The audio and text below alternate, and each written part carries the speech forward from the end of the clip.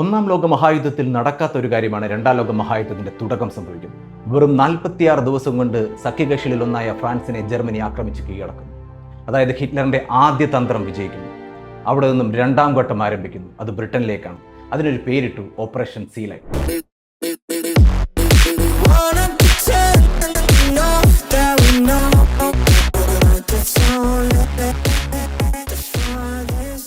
രണ്ടാം ലോക മഹായുദ്ധവുമായി ബന്ധപ്പെട്ട് ഒരുപാട് സിനിമകൾ ഉണ്ടായിട്ടുണ്ട്. അപ്പോഴാണ് ഞാൻ ഈ ഓപ്പറേഷൻ സീ ലൈനുമായിട്ട് ബന്ധപ്പെട്ട് ഏതെങ്കിലും സിനിമയുണ്ടോ എന്നൊന്ന് അന്വേഷിച്ചു. അങ്ങനെ എനിക്കൊരു സിനിമ കിട്ടി. അതിൻ്റെ പേര് ഇറ്റ് ഹാപ്പൻഡ് ഹിയർ എന്നാണ്. 1964 റിലീസായ സിനിമ.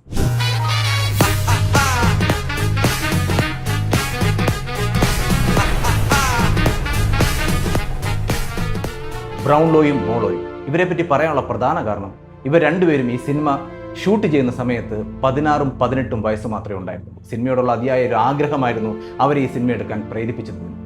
പക്ഷേ 8 വർഷങ്ങൾ നീണ്ടു നിന്നു ആ സിനിമ കംപ്ലീറ്റ് ചെയ്തു. ആ കംപ്ലീറ്റ് ചെയ്തതോ അന്നത്തെ അല്ലെങ്കിൽ ഇന്നുമുള്ള ലോകത്തിലെ ഏറ്റവും വിഖ്യാതനായ ഡയറക്ടർ സ്റ്റാൻലി കുബ്രിക്ക് ഈ സിനിമ കാണുകയും ഈ സിനിമയുടെ ബാക്കി ഫണ്ട് അദ്ദേഹം ഇടുകയും അങ്ങനെയാണ് 1964 ഈ സിനിമ റിലീസാണ്. പക്ഷേ ഈ സിനിമ പറയുന്നത് ഒരു ഐറിഷ് നേഴ്സിൻ്റെ പോയിന്റ് ഓഫ് വ്യൂവിലാണ്. ഒരു ഓൾട്ടർനേറ്റീവ് ഹിസ്റ്ററിയാണ് ഓപ്പറേഷൻ സീ ലൈനുമായിട്ട് ബന്ധപ്പെട്ട ഒരു ഓൾട്ടർനേറ്റീവ് ഹിസ്റ്ററിയാണ് പറയുന്നത്. ജർമ്മനി ബ്രിട്ടനെ ഇൻവേഡ് ചെയ്ത് കീഴടക്കുന്നു എന്നുള്ള രീതിയിലാണ്. പക്ഷേ ശരിക്കും ഓപ്പറേഷൻ സീ ലൈനിൽ എന്താണ് സംഭവിച്ചത്? കൃത്യമായ പ്ലാനോടെയായിരുന്നു ഹിറ്റ്ലർ രണ്ടാം ലോക മഹായുദ്ധത്തിലേക്ക് ഇറങ്ങുന്നത്. അതിൽ ആദ്യത്തെ പ്ലാനായിരുന്നു ഫ്രാൻസിനെ കീഴടക്കുക എന്നത്. രണ്ടാമത്തെ പ്ലാനായിരുന്നു ബ്രിട്ടനെ കീഴടക്കരുത് എന്നത്.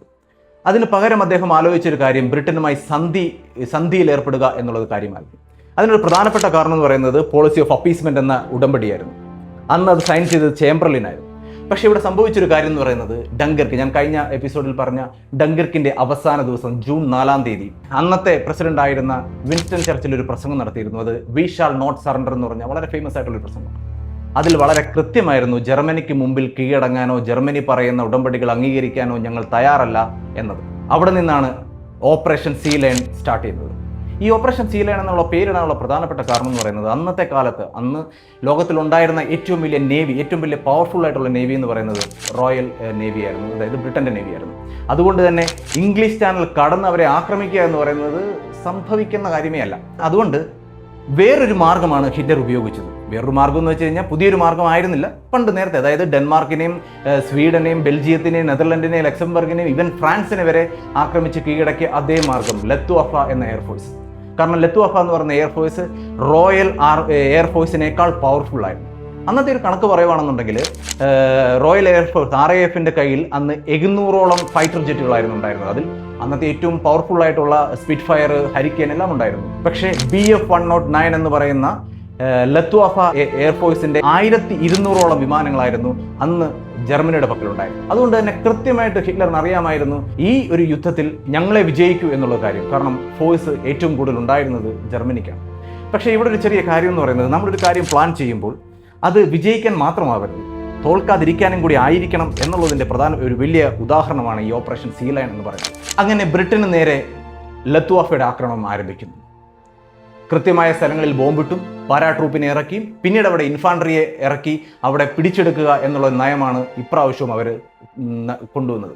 പക്ഷേ പ്രശ്നം പറ്റിപ്പോയത് യുദ്ധം തുടങ്ങിയ ആദ്യ സമയത്ത് ഈ ലത്വാഫയുടെ ഏകദേശം ആദ്യ ദിവസം ലത്വാഫയുടെ ഏകദേശം 50ഓളം വിമാനങ്ങൾ ഈ RAF വെടിവെച്ചിടുന്നു. എന്നാൽ അതേ സമയത്ത് RAFന്റെ കയ്യിൽ നിന്ന് നഷ്ടമാകുന്നത് വെറും 13 വിമാനങ്ങൾ മാത്രമേ ഉണ്ടായിരുന്നു. ഇത് ആദ്യത്തെ ദിവസത്തെ കാര്യമല്ല. രണ്ടാം ദിവസവും 3-ാം ദിവസവും 4-ാം ദിവസവും ഇത് ആവർത്തിക്കുന്നു. ഇങ്ങനെ ആവർത്തിച്ച് മുന്നോട്ട് പോകുമ്പോൾ, അതായത് ജർമ്മനി എവിടെ പ്ലാൻ ചെയ്യുന്നോ ഏത് വഴി വരുന്നോ എന്ന് കൃത്യമായി അവർക്കറിയാം.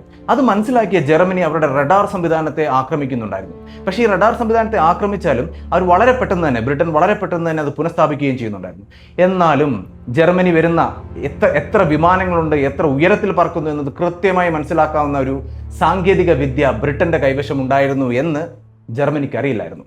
ലോകത്തിലെ ആദ്യത്തെ ഇൻ്റഗ്രേറ്റഡ് എയർ ഡിഫൻസ് സിസ്റ്റമാണ് അന്ന് ബ്രിട്ടൻ ഉണ്ടാക്കിയ ചെയിൻ ഹോം എന്ന് പറയുന്നത്. അതിന് കാരണക്കാരൻ അന്നത്തെ ഒരു സയന്റിസ്റ്റ് ആയത് വാട്സൺ ആയിരുന്നു. അന്ന് ബ്രിട്ടൻ എയർഫോഴ്സിനെ നയിച്ചിരുന്ന ഡൗണ്ടിങ് ഏറ്റവും കുന്തമണിയായിട്ട് ഉപയോഗിച്ചിരുന്ന മാർഗം എന്ന് പറയുന്നത് ഈ ചെയിൻ ഹോം ആയിരുന്നു.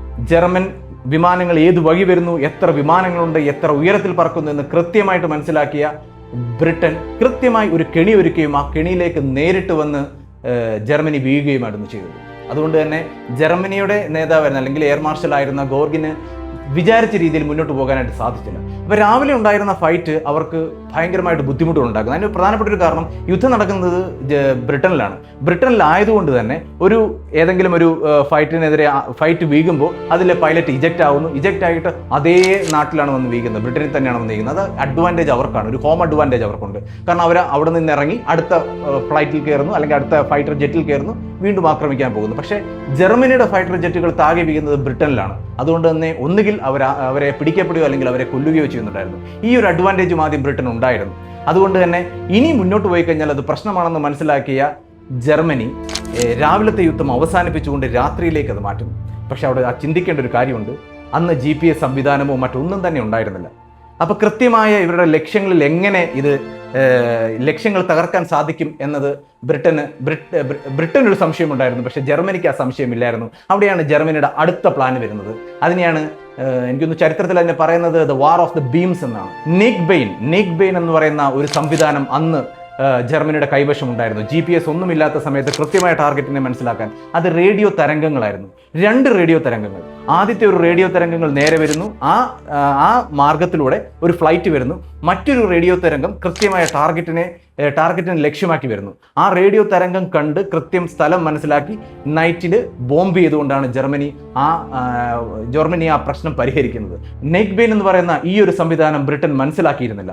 അതുകൊണ്ട് തന്നെ രാത്രിയിൽ അവർക്കുണ്ടായ നഷ്ടങ്ങൾ വളരെ കൂടുതലായിരുന്നു. പക്ഷെ എന്നാലും അതിജീവിക്കാൻ ബ്രിട്ടൻ തയ്യാറായിരുന്നു. ബ്രിട്ടന്റെ നേവി ഞാൻ നേരത്തെ പറഞ്ഞ പോലെ ഏറ്റവും ശക്തമായ ഒരു നേവിയായിരുന്നു. അവിടുന്ന് വിമാനവാഹിനി കപ്പലുകളിൽ നിന്ന് ഉയരുന്ന ഓരോ RAF വിമാനങ്ങളും ഈ ജർമ്മനിക്കെതിരെ പൊയ്ക്കൊണ്ടേയിരുന്നു. പക്ഷേ ഇവിടെ നടന്ന ഒരു ചെറിയൊരു പ്രശ്നം പറ്റിപ്പോയത്, ജർമ്മനിക്ക് ഒരു പ്രശ്നം പറ്റിയത്, ഞാൻ നേരത്തെ പറഞ്ഞ നീക് ബെയിൻ വഴി കൃത്യമായ ടാർഗറ്റ് എടുത്തപ്പം ഒരു ടാർഗറ്റ് മാറിപ്പോവുകയും ആ ടാർഗറ്റിൽ നേരെ ലണ്ടനിലേക്ക് പതിക്കുകയും ചെയ്തു. കാരണം അതുവരെ മിലിറ്ററി ബേസുകൾ മാത്രം ആക്രമിച്ചുകൊണ്ടിരുന്ന ജർമ്മനിക്ക് ഉന്നം തെറ്റുകയും അത് നേരെ ലണ്ടനിലേക്ക് പതിക്കുകയും സാധാരണ ജനങ്ങളിലേക്ക് വരികയും ചെയ്തു. അവിടെ ഒരു പ്രശ്നം പറ്റിപ്പോയ കാര്യം എന്ന് വെച്ച് കഴിഞ്ഞാൽ, അതുവരെ ലണ്ടനിൽ അല്ലെങ്കിൽ ഇംഗ്ലണ്ടിലുള്ള പലരും ഈ ജർമ്മനിയുമായിട്ടൊരു സഹകരണത്തിലേക്ക് പോകാം എന്ന് പറഞ്ഞിട്ടുണ്ടായിരുന്നു. പക്ഷെ അത് അന്നോടെ അവസാനിച്ചു. കാരണം സാധാരണ ജനങ്ങളിലേക്ക് ആക്രമണം വന്നതോടെ അത് അവസാനിച്ചു.